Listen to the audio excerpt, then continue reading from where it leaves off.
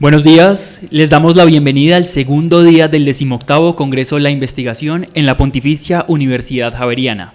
Investigar con esperanza para un futuro mejor. Damos también un especial saludo a quienes desde ayer están conectados de manera virtual y siguen la transmisión de este evento por los canales de YouTube de la Vicerrectoría de Investigación, Pesquisa Javeriana y Unijaveriana.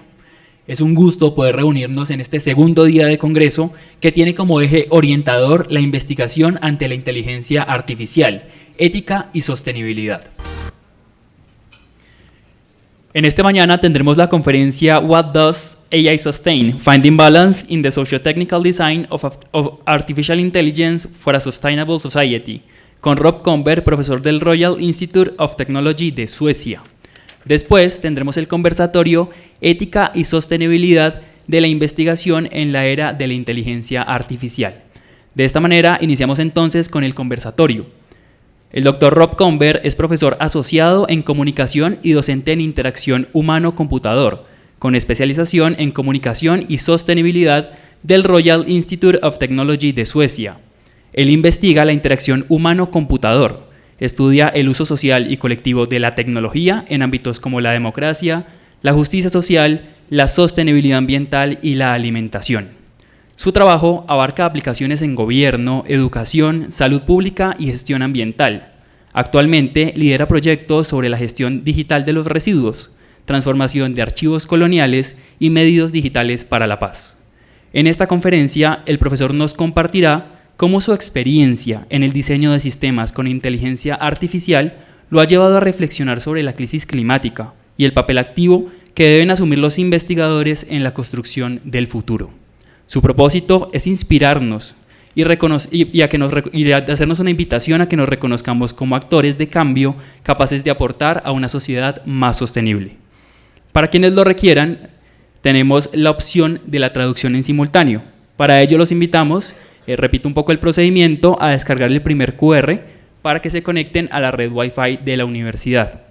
Una vez hayan hecho esto, escaneen por favor el QR que está al otro lado y ahí podrán descargar la aplicación Interprefy. Esa será la aplicación que nos acompaña a lo largo de la conferencia.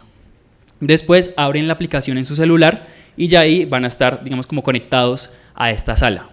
En el momento en el que el profesor comience a hablar, ustedes van a poder escuchar lo que él nos está compartiendo en español.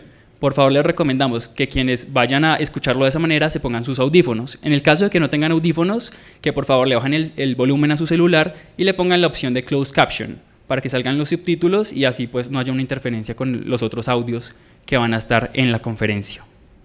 Si alguien requiere algún apoyo en este proceso, pueden levantar sus manos y los monitores que están en el auditorio les ayudarán en este proceso. Bueno, entonces sin más preámbulo le damos la bienvenida al profesor Rob Comber. Welcome, doctor.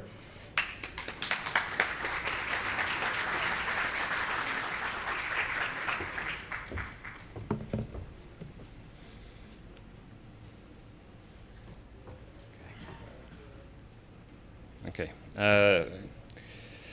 Lo siento por no hablar español. My Colombian colleague said I should recognize I am una boleto. I practiced with Duolingo, but it wasn't enough. So thank you for sticking with me while I try to do this in English. And if I speak too quickly, someone can tell me to slow down.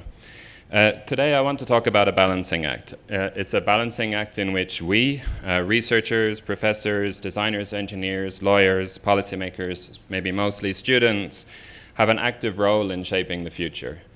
I want to think through the roles we have to create knowledge, to create technologies, and to create conditions for the future that we want.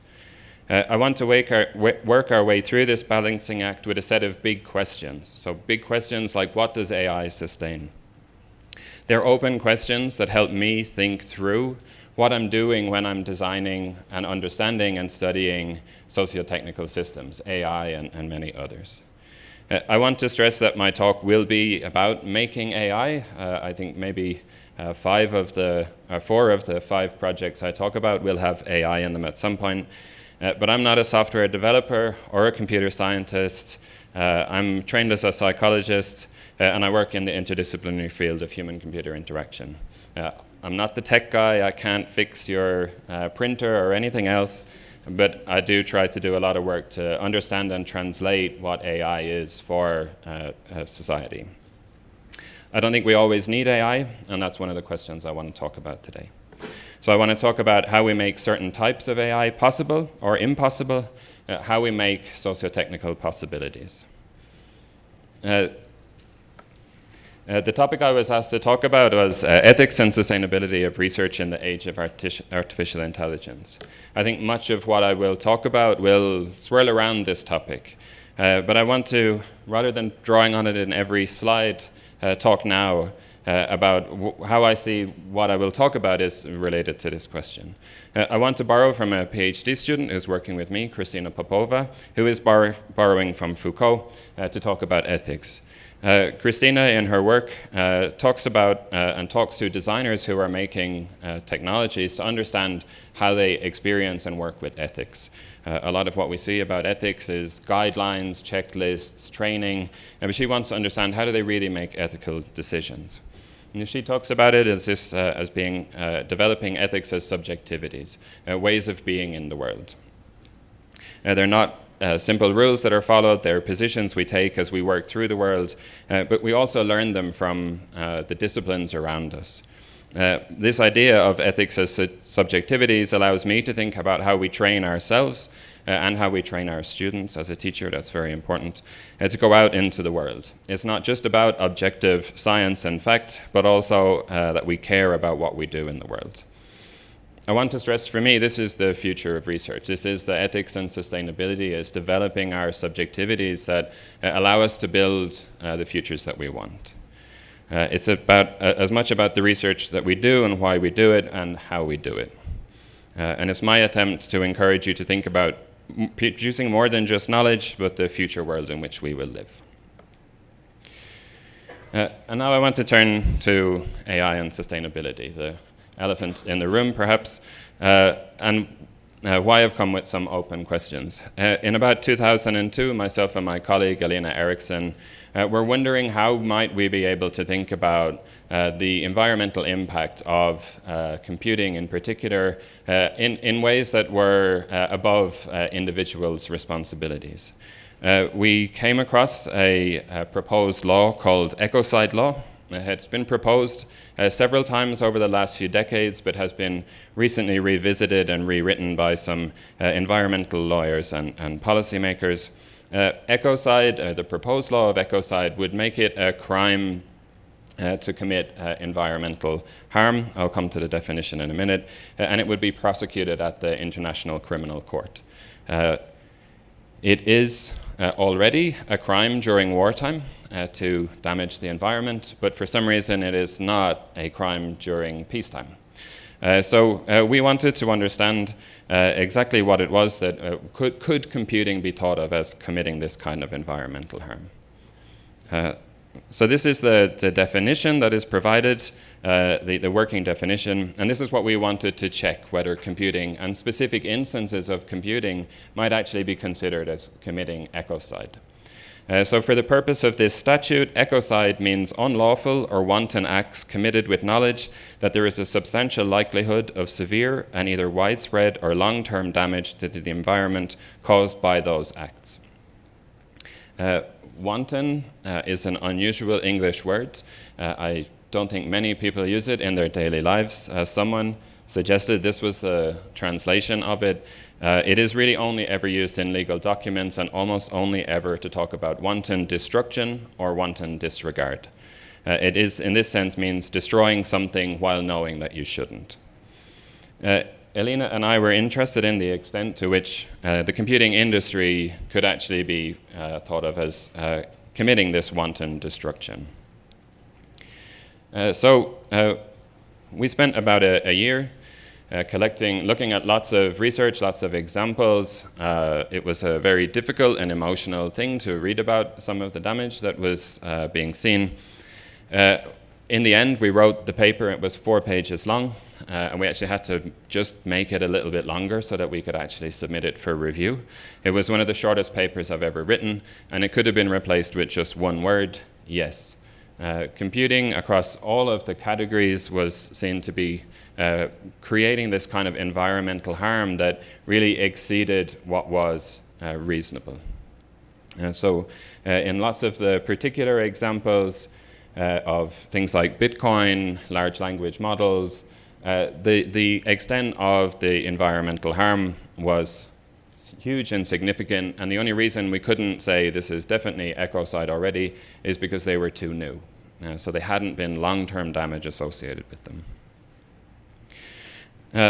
Now, this was the word yes would have been a very, very short paper, but it was a slight simplification of actually what we were finding. And one of the reasons was that in the proposed text of the law, there was the following clause, and it says, wanton means with reckless disregard for damage, which would be clearly excessive in relation to the social and economic benefits anticipated. This sentence, and in particular the phrase in relation to socio and economic benefits anticipated, means that any attempt to identify the environmental harms of technology has to be balanced against its benefits. So I want to very quickly just work through what are some of the environmental harms that we already know about, and there's lots of research already pointing to this. The water use of artificial intelligence, and particularly in data centers, is expected to surpass 6.6 billion cubic meters by 2027. The water that is used in a data center, in a single data center, is enough to grow about 200,000 tomatoes in a year, which is a lot of tomatoes. It uses up approximately data centers use up approximately 400,000 acres globally. If that was all in great, wonderful land, arable land, it would be about 1.6 million tons of yields of something like corn or maize. But actually, most of them are built in places like deserts, which is terrible when you go back to number one, that they're using a lot of water. We also see that in other aspects, things that are not necessarily immediately clear, data centers go through a lot of computing hardware. And there's been shown to be genetic damage in the landfill that is dealing with the e-waste. So there is long-term damage to certain types of life that go with these environmental harms. One of the examples that we included in the paper was the Atacama salt flats. It's losing just a little bit less than 2,000 liters of water a second. And that's on lithium mining to support all of the technologies we have, not just AI, but really rapid and strong environmental harm. And this was one part of what we want to talk about in this paper. It's not an environmental impact. It is all an environmental harm. It may have benefits that make it worthwhile, but we need to talk about it as a harm. There are also a lot of social injustices that come with it. I might have to come back and forth from the microphone for a little bit, but I just want to talk about one example. So if the average Colombian salary, I Googled it, so I don't know its accuracy, but if that is equal to about 1 meter, how far do you think Sam Altman, who is one of the co-founders of OpenAI, one of the leaders of the AI boom, how far do you think he can walk? Okay, the average Colombian annual salary is 1 meter. How far do you think Sam Altman is walking? You can take a minute. I won't give you a minute. I don't have time. You can think about it quickly. Okay. Okay, so it's a little bit further than the average Colombian. I'll figure out which one. So he can walk about 250 kilometers. On a map of Europe, this looks really impressive. You can walk really far. I was a little bit disappointed that Colombia was so big, but that's still quite a distance. I wouldn't want to walk 250 kilometers. Okay, so remember, it's 1 meter for the average Colombian. Maybe professors and others can go a few steps more, but this guy is walking 250 kilometers. How far do you think Elon Musk can walk? I've given you a hint. It's quite a bit further. So he can walk to Tokyo and back in that time.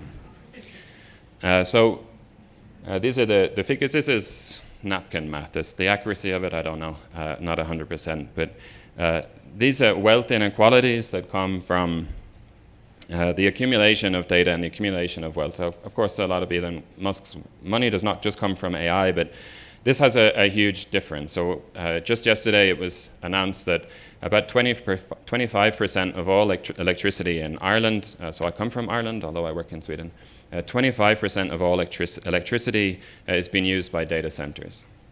Ireland has the second highest electricity prices in Europe. It's not only because of data centers, but that's not helping.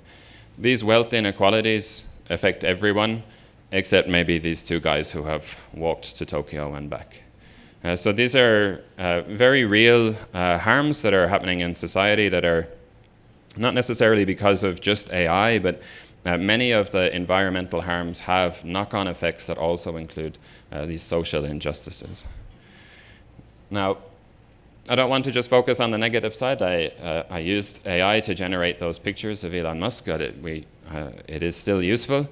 So I want to draw on this quote that I always go back to from Juno Salazar Paredes, who's writing about decolonizing extinction. So thinking about working in doing anthropology and an orangutan rescue, and looking at what does it really mean to sort of realize that around us some of the world is collapsing. And she says, this is not a time to fatalistically give up on caring how others try to eke out a living under dire circumstances. My purpose here is to encourage alternatives to what projected futures might hold by highlighting what can be observed. My hope is that we can seriously consider what could be otherwise. And that brings me to my first question. What does AI sustain? This is a question I want to ask how we look at the future of AI and say that we should continue with it. What our research on, with, and even against AI is sustaining. It is about taking very seriously this question as something that we should use ourselves. It is not answered for us out in the world. It's something that we need to be able to do ourselves. It is something that AI is, and all socio-technical systems are some things that we are actively making and shaping, and we must take seriously the consequences of how what we shape is to come. I don't think we can answer this question in abstract, so I want to talk through with some four further questions that I like to use. So these questions, these four big questions, they help me to decide what kind of future is AI sustaining. So the first question, are people good? I want to use to ask ourselves if we are supporting people or fixing people. It might seem like a simple distinction, but we might often need to decide if people need help or if they can be helped. With the second question, who knows best, I want us to think carefully about who gets to decide what is knowledge. More than ever, especially with the proliferation of large language models, we often decide that knowing is equivalent to the most succinct definition or description. The ChatGPT summary of this presentation will be much more articulate than I am. With the third question, I want to briefly consider the inevitability of technology, but also ask what else could it be? This is a request to take seriously our consideration of alternatives. Finally, with the last question, I want us to think about a contribution to society, something that was brought up a lot yesterday in the inauguration speeches for the Congress. I felt like I should rewrite a lot of my speech after it yesterday with the strong values for social impact that are present in this university. And so when we are trying to contribute to the current social, political, and technical system of systems in which we exist, we ask, how do we want to move forward? How much do we want to maintain, or do we rebuild to sustain society? These are vast and, again, open questions. So let me quickly walk through each one with an actual case of design work that I've done to try and help show you what I use them for. So the first big question. We might think of this as a question in itself of ethics, whether people are good or bad. But that's not really what I want to get with it, although it is often a useful thing to think about.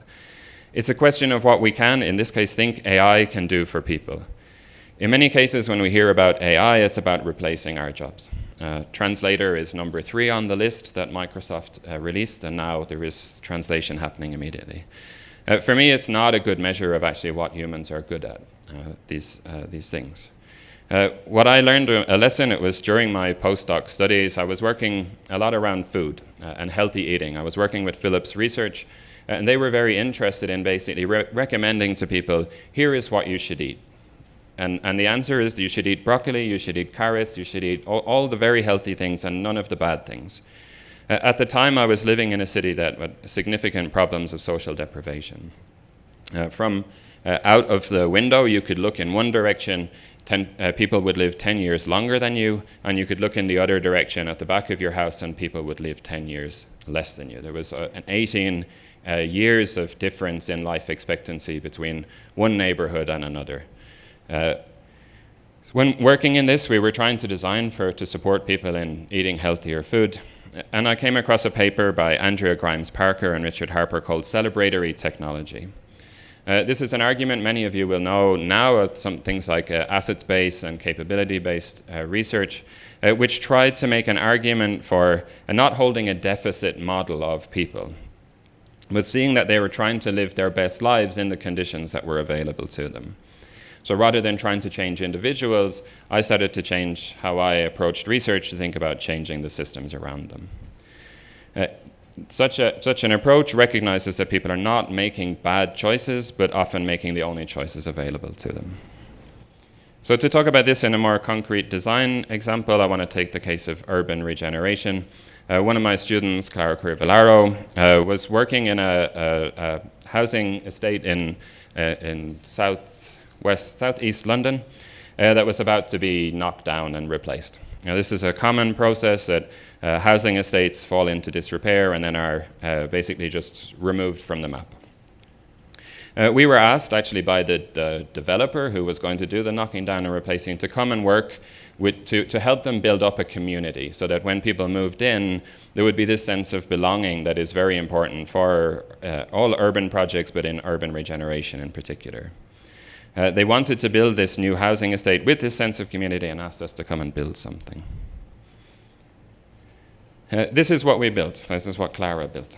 What unfolded from this point was a project where we worked with the existing community members, many of them who were being told they would have to leave their homes and move somewhere else, not to build a new community, but to record and make visible the existing community.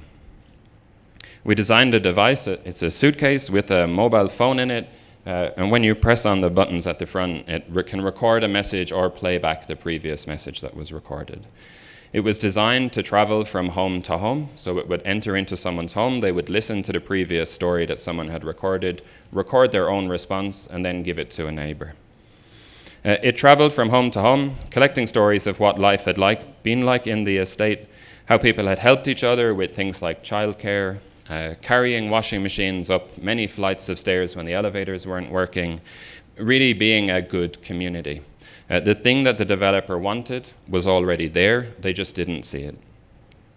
The housing estate had a terrible reputation. It was in the national news media for drugs, murder, everything, but actually when we started talking to people, there was a very, very strong community that was there. We didn't do this in order to collect and archive this for history, for academic purposes. It was to give back to the community. They claimed it as their own. One person actually called it our baby, which was very moving and powerful. But it was an important statement of how technology could be designed to see people as good at being neighbors, as good at being a community, instead of trying to replace and erase them.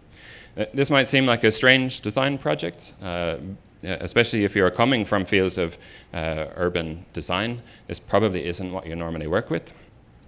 But actually had a very big impact on how the developer thought about regeneration processes across all of its sites in the UK. They wanted us to make about 2,000 of these, and we said no, because it would take too long, and Clara needed to finish her PhD. But what they really wanted to do was rethink how they did engagement with the people that were already living in their estates. So this turned a question of erasure and loss into something that was productive and sustainable. It is a question about histories, but I think it is one that we can apply in our research to questions of knowledge more broadly. So I want to move on to the next question of who knows best. In lots of situations, in lots of research projects, we think most often about the research, as the researcher, the scientist as the expert. Sweden is very much based on an idea of being evidence-based in all its actions. But in lots of cases, and I was very delighted to see and hear Paulo Ferreira be mentioned yesterday, a lot of education and approaches to it in South America and the majority world take more radical approaches. And so asking this question of who knows best, we turn our attention elsewhere. I want to talk about a project I worked on for about 5 years now with 2 artists, one based in Sweden and one based in the Congo, and an ever-changing group of designers and community members. It was working with the remains of a cultural heritage archive, photographs or glass plate negatives that were taken by Swedish missionaries in what is now known as the Democratic Republic of the Congo between 1890 and 1920. These have been forgotten about in Sweden. They sit in basements, they're falling apart in many cases, and we wanted to bring them back to the community, the villages where they come from, to actually try to start to make sense of them. I want to give you one example where I think I made a mistake as a designer. Maybe I shouldn't admit that in front of so many people, but it's important sometimes to realize we make mistakes when trying to do our ethical and sustainable research. So during this process, we'd been working for a couple of years with many different designs. We were trying to get people to engage with the images and having a lot of engagement and a lot of interest from villagers, but also things like the Department of Culture. We ourselves were running out of money. A familiar story, I believe, a lot of talk yesterday about how to get funding. I could do the rest of the talk just talking about funding, but I won't. We wanted to apply for funding. The funding opportunity that was available to us was very much about a traditional model of cultural heritage. So what we did, we wanted to try and do something that would fit within both. We said we would build an iPad application, this that you can see on the left, that would show people the images and allow them to kind of create their own knowledge, their own annotation of the images. Our idea in the long term was to turn this into a computational vision model, one that would allow us to much more quickly make sense of. There's thousands and thousands of images. There is no electricity in these villages. You can't sit there for the whole day and get people to do this tagging. But actually what we found when we did it is back once more to una boleta. I'll use that forevermore. What we realized in getting to this point, I'll just go back and I'll show you. We had set this up using our model of what a tagging system should look like. So we asked here for people to tag things. And when we asked them, they just didn't know what we were even talking about. They don't use Google, so they don't search for things. So they don't know what search terms are. They didn't know what a keyword was.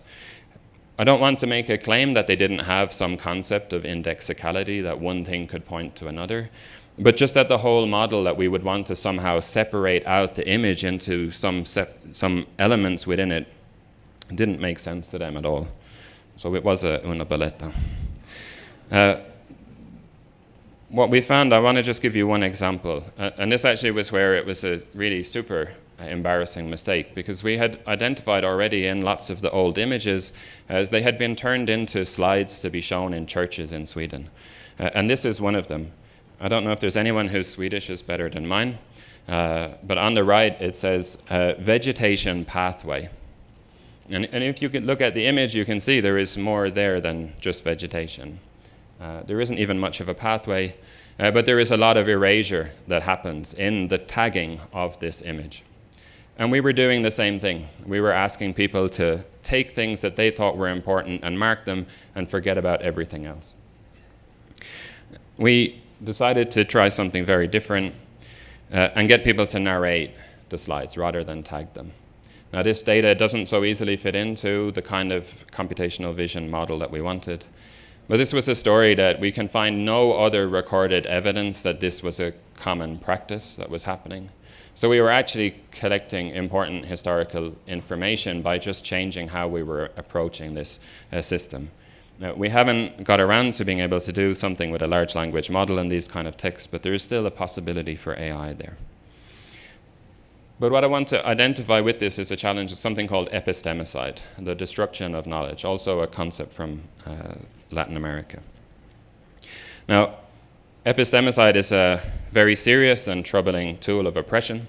It is something coming from a colony I'm in my body very aware of, but I want to take some more light-hearted kind of examples. So here, as I was entering Colombia, I had to fill out a migration form. The migration form asked me for my first name and my second name. That was super easy, Rob Comer, no problems there. And then it asked me for my first name and my second name. And it insisted that I, once again, put in my first name. And I was very confused. I didn't know what to do here. I have other names. My full name is not Rob Comer. It's an Irish name, Robordo Mael Chiron. Nobody will be able to spell it. But I thought, okay, I need to put something in here, so I put in my first name again. And then I realized once I pressed submit that my new name in Colombia is Rob. So it was really nice. There's a ring to it. I actually like it. I went and I talked to my Colombian colleague. I said, Alejandra, I'm called Rob in Colombia. And she just looked at me and she said, now you know how it feels. In Sweden, she's only allowed to have two names. And she feels that's unfair. And I realized this is something that happens very, very often. So this is my daughter's health insurance card when we first got it first.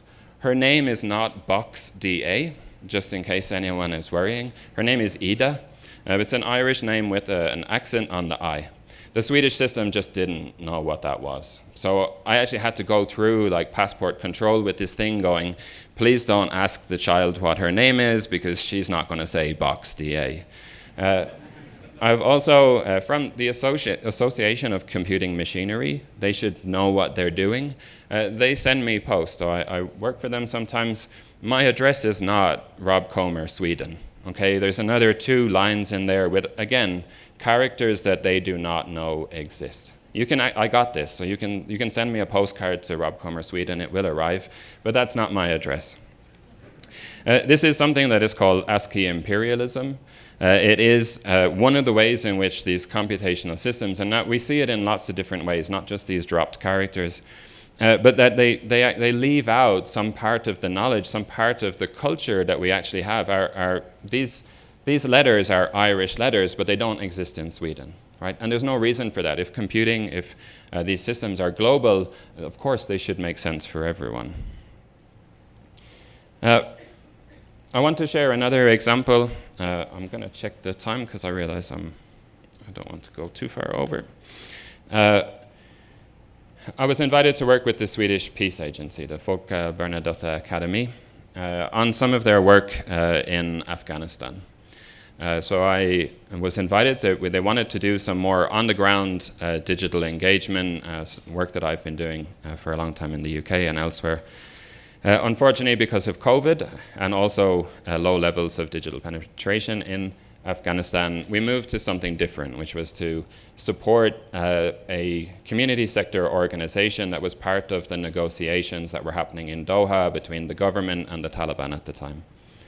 What we realized is we could actually use social media to sort of understand what were some of the aspects of the narrative that what people in public wanted was not being represented in government policies. We weren't doing just social media analysis, there was on-the-ground workshop, but actually amazingly there was all but one theme, which was that the online discussion showed a lot of discussion about Trump being president, which wasn't part of what people in Afghanistan were actually worried about, but everything else was the same. So people wanted more presence of women and women's rights in policy. They wanted not just a reduction in violence, but a ceasefire. And so we were working with this kind of text. At this time, we were using some natural language processing.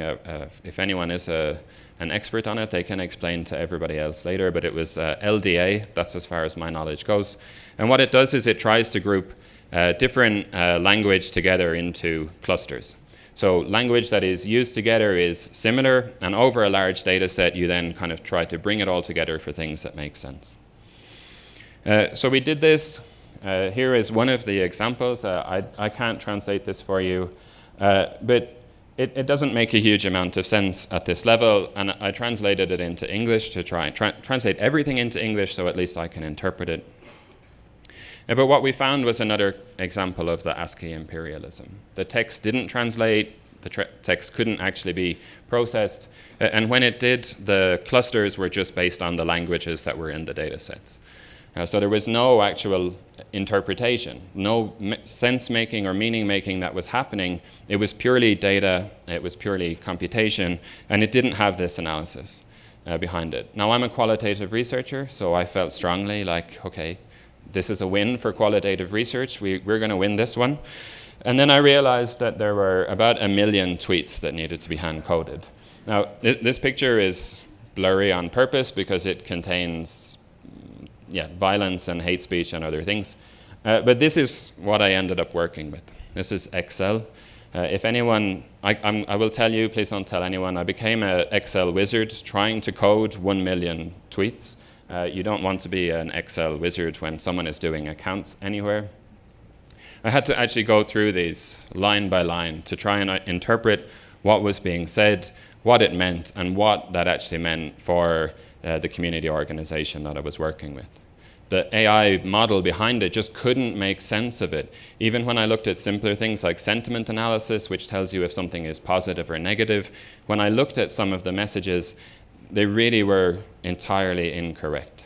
The sentiment would say it was positive when people were talking about there hasn't been a bombing today. There was one yesterday. Is that positive or not? These things were very hard to interpret for a system. But we've also seen just alongside this that a lot of the argument for this, like why would we use the AI tool to do this, is optimization. It would make it faster to do it. And it absolutely would have been faster than me going through 1 million tweets. But some of the research sort of shows that actually it's not quite as simple as it seems. What this is showing is, in terms of sustainability, when you start to use algorithms to process images, you get a lot of improvements in energy use. So on the left, this is the speed increase. So this is how much extra time you save in these processing of images. But on the right is how long does it actually take with the expected amount of photographs that people will take before the energy use exceeds that of the actual phone itself. Okay, so the right image is telling us how long do I have to keep my phone before all of this efficiency makes any sense at all. And for instance, the policy in my university is that we replace devices every 3 years. And this is ridiculous, and as a sustainability researcher, I just keep them for longer and don't tell anyone.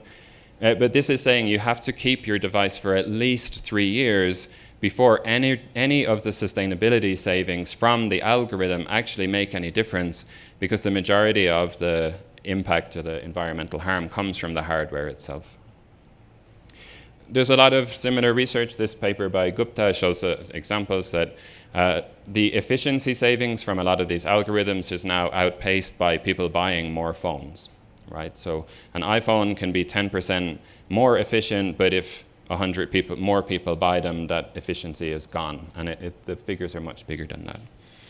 So really, some of these questions are not always about optimization or doing the fastest thing, but actually really considering what is being sustained. I want to give you one last example, one that gives me a little bit of hope about AI. So for the last 2 years, I've been working with a charity organization and a network of municipalities, the police and others, around youth recruitment into organized crime. It is the #1 social issue in Sweden and the Nordic countries at the moment. Has been a rapid increase in violence, but also violent crime.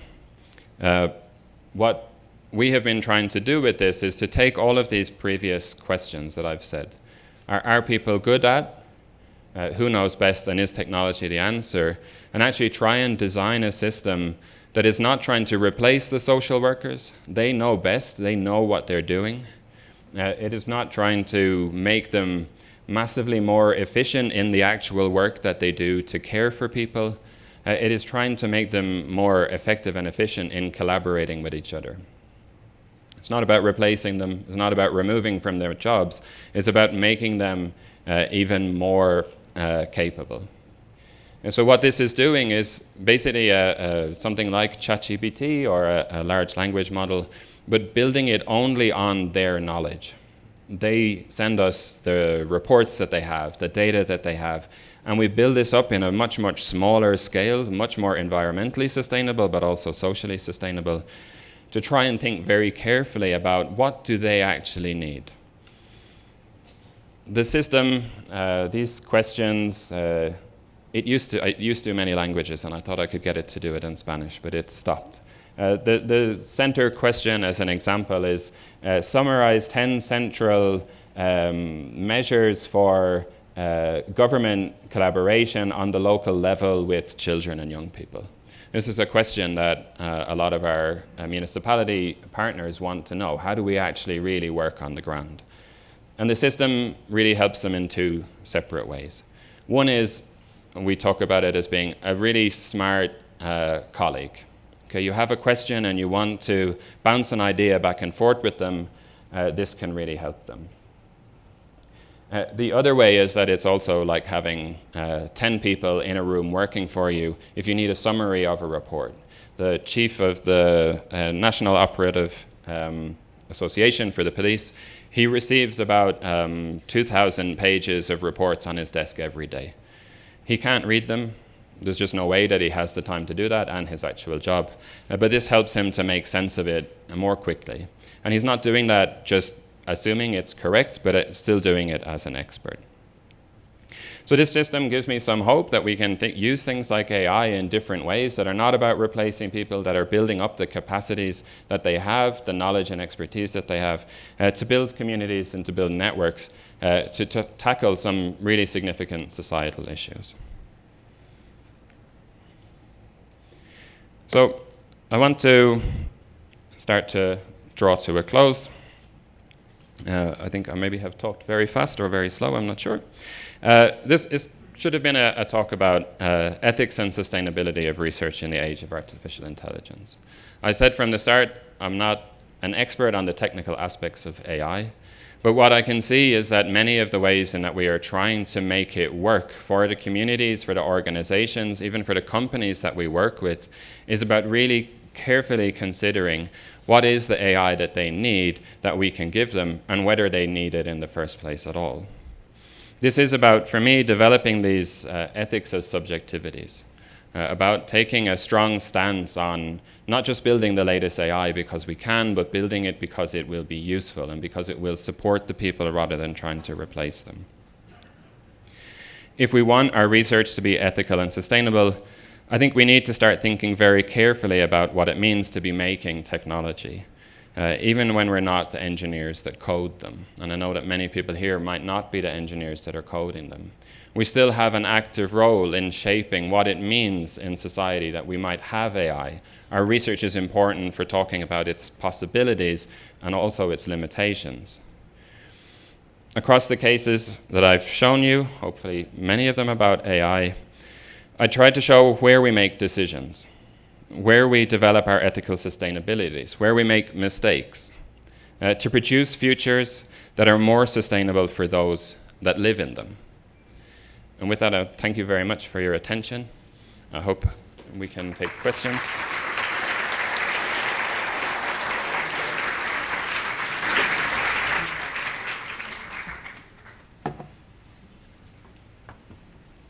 Bueno, en este momento encontrarán un QR en la pantalla. Quienes tengan alguna pregunta para el profesor Rob, les pedimos escanear el código y poner su pregunta. En lo posible, si lo pueden hacer para ganar más precisión, les pedimos hacerlo en inglés. Si no lo pueden hacer en inglés, no hay ningún problema. Tenemos un equipo también que lo puede traducir. Y nosotros le haremos directamente las preguntas al profesor Rob. Entonces vamos a dar un momentico para quienes tengan las preguntas, escaneen el QR y hagan este proceso. Muchas gracias.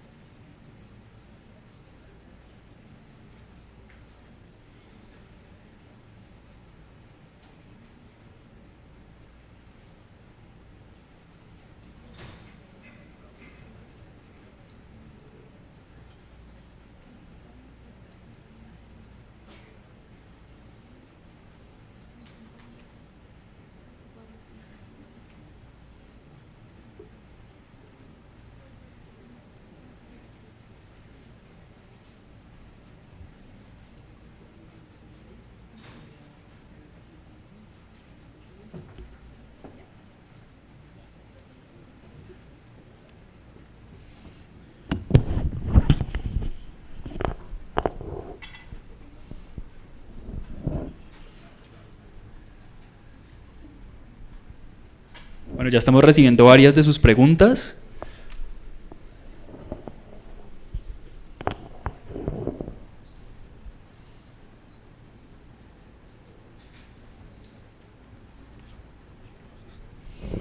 Okay, teacher, thank you. The first question is, what about AI and education? What about AI and classroom evaluation process? It's a really big challenge. Right now, our university is trying to come up with just a policy that says, if you use AI, you need to tell us. That's how far we've got. We don't have a great process for actually understanding how much students are using it, but we see if you ask students to review a research article and write a report about it, the report is from 90% of the students, at least partly by AI. One of the aspects that I've tried to use is to get them to think critically about the actual output and the bias that's within it. So one example, I ask them something very simple. Okay, so ask ChatGPT or Gemini or something else, describe Stockholm for a tourist. You get some nice text, Stockholm is a beautiful city, it's full of nature. Okay, now ask ChatGPT, describe Stockholm for a female tourist. Stockholm is a very romantic city, the light is beautiful. Okay, now ask ChatGPT, describe Stockholm for a male tourist. Stockholm is an adventurous city. There is a lot of outdoor activities, you can go hiking. It's not hard to see that there's a problem with what ChatGPT is outputting. What we need to do is step that up when we ask them, okay, ask ChatGPT to review this article. Now think about, ask ChatGPT, can you summarize this article for an engineer? Mm-hmm. Can you summarize this article for a designer? Can you summarize this for a lawmaker? And they start to see that actually there are biases in it. It can help them. It can help them to get a first interpretation or support them, but they need to think carefully about the answer. It's not the answer. It is an interpretation, and they need to do some work around it. Thank you, Professor. The second question is, how to control the use of AI in the education area, especially in new generations? Similar. Same question, we don't. I think in my classes, like I said, the university has really just realized that you can't say no. There is no system. We used to have a system for plagiarism called Turnitin, and it worked pretty well to tell you whether a document was plagiarized.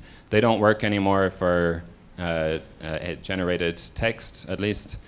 So we can't really control it. So instead, it's about trying to move our assessment, move it to different forms of learning that help us to actually demonstrate the students are fulfilling the learning outcomes, not just ticking a box.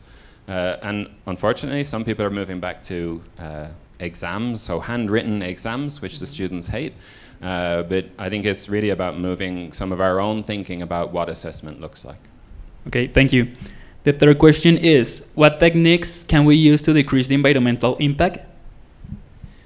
Again, I think a lot of this is a technical response to it, but I think a lot of it is about thinking about smaller scale AI systems. So with the one for trying to fight against organized crime, it is a small scale model. It may be 1,500 documents that are supporting it. So actually the training, the processing, the use does not consume as much energy. There isn't a big data center that is using this. I think we also need to, with our users, talk about that cost so that they know that it's there, that it's not something that's magic that's happening in the background. Okay, thank you very much. The other question is, what recommendations do you give us for regulating the use of AI in the public sector? I think that's a really great question. I would love to know more about the public sector in Colombia to be able to answer that question. I think that it's very similar to what we're seeing with the, it's called the IBOB project, I'll use that as a shorthand, is thinking about making sure the biases, that the environmental cost is clear. And we have a whole section of what we work with, which is under the banner of computer security, but actually we talk about lots of what that means in terms of what was the cost to society of having all of this data in one place. You can imagine in this case, there's a lot of data about young people at risk, so children who are at risk of being involved in organized crime. That data should not be publicly used, right? That shouldn't be available for anyone to see. And so we have to be very, very careful about like making sure that these conversations happen, that data sharing, data cleaning is one of the first things that people are thinking about.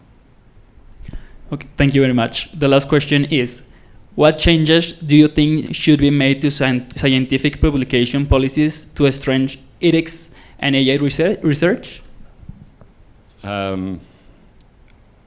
Can you repeat the second part? Sorry. What changes do you think should be made to scientific publication policies to strengthen ethics and AI research? I think that we will see probably within publication policies a move towards a similar statement about actually what is the environmental or the use of AI and the environmental impact of that.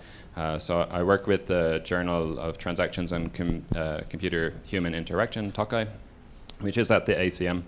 And we are actively sort of thinking about what are the requirements that we can have for people to be clear about the use of AI and also to kind of link that to different forms of ethics. So for the longest time, it has been possible to write an ethics statement in your methods section which said, this was approved. And that's not really enough when we now know that so much of what's unfolding around systems like AI, and particularly in some of these sensitive topics, you need to have a much more developed kind of understanding of ethics as an ongoing and relational process. So we're hoping that we can include at least 3 elements. Maybe authors won't be happy about 3, but one is how much was AI used in the generation of it, what is the environmental impact of the paper, and then a longer description of the ethical procedures that happen. Okay, thank you very much, Professor.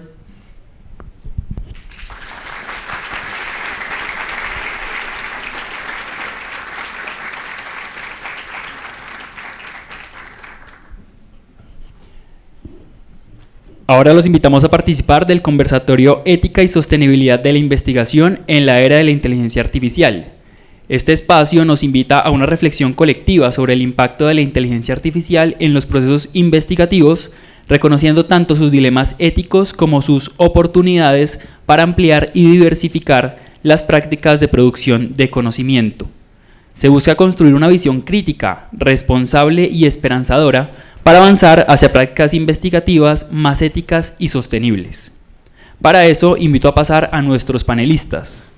Doctor Juan Camilo Contreras. Juan Camilo es doctor en Derecho por la Universidad Carlos III de Madrid, magíster en Derecho y abogado de la Pontificia Universidad Javeriana. Es profesor de la Facultad de Ciencias Jurídicas de la Javeriana, especializado en Derecho Penal y Proceso Penal. Su investigación aborda la teoría del delito y los sistemas de justicia penal, integrando análisis dogmático y una visión crítica de los retos contemporáneos del derecho penal. Bienvenido.